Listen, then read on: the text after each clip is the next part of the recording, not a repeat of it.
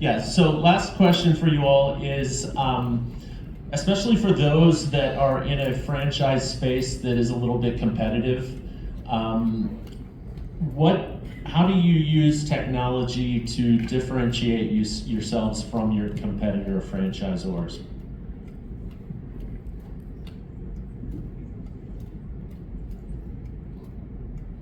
I'll jump in on this. It's almost a direct plug though, so I feel like it's leading, but it's really about the tools, processes, the standardization, using an IT service management approach, which is ITIL, which is all tech, but it's really about your ways of working, keeping things simple, understanding, and getting results in minutes, not hours and days. And that's the big thing that we talk about is you have all the tech, you have all that, but what does it mean in your day? How do you know this location's doing well, this is not, this person needs help, this tool's failing, maybe this product's failing? It's about the information, and you just want to have it available to you so you can make good decisions. It's really, that's the simple answer. So it's funny, the non-Zors are actually talking on this question. So we work with a lot of brands, right? And a lot of brands with the same vertical. So when you talk about franchising, most people think food. Food is only 20% of the pie in franchising.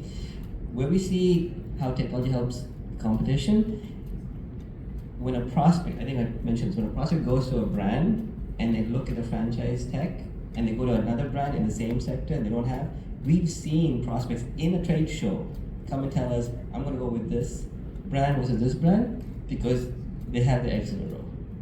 And it saves me time and I don't have to use a plug and play. So we've seen that in the same vertical, a subsegment of a franchise, of prospects picking one brand over the other brand from that perspective.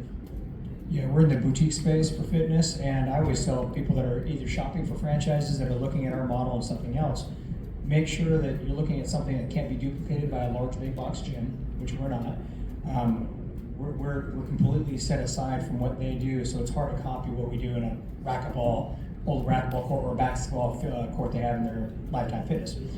So that's one thing. The second thing is we're always evolving with our software and everything internally, so our infrastructure, we want to make sure we're top notch. When you become a part of our brand, we're evolving, making things easier for you. I think that's so imperative that you focus on that. But again, that differentiating factor, we also made a second would be a brand. We have two models, a secondary model, one for a lower barrier to entry versus our primary one, which is a higher barrier to entry, along with everybody else. So we looked at what was missing in the industry and we said, you know what, we need to open the door for a lot more people that can't afford to get to a franchise under $500,000.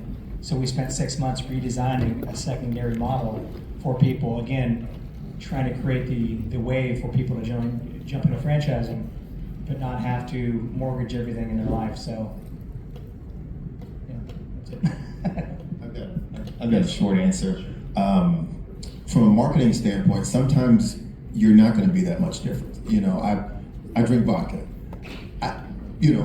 There's 1,000 different vodka brands. It's all about marketing. It's not that difficult. Whether it's tequila or like Ciroc, which was trash back in the day, but they figured out a way to market it a lot better using influencers, and now they're here. You know what I mean? So a lot of stuff is just marketing. You may not be that much better than the next person. Just market better than them using social media and marketing companies like mine. I was going to say, have people that you can trust. I trust these guys.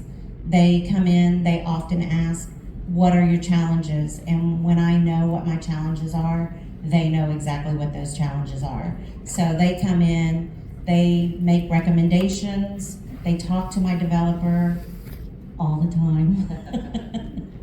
But I think that it's really, really important, like when you go into business or you're looking for a franchise brand, I think that's going to be an important question, is what does your technology look like, and how easy is my day when it comes to the operation going to be? I would just add one more thing.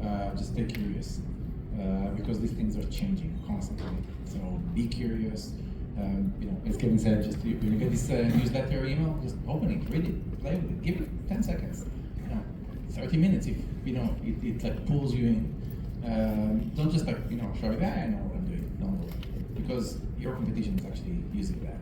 Okay, and they'll get better tools, better bigger brains right behind them to push themselves forward.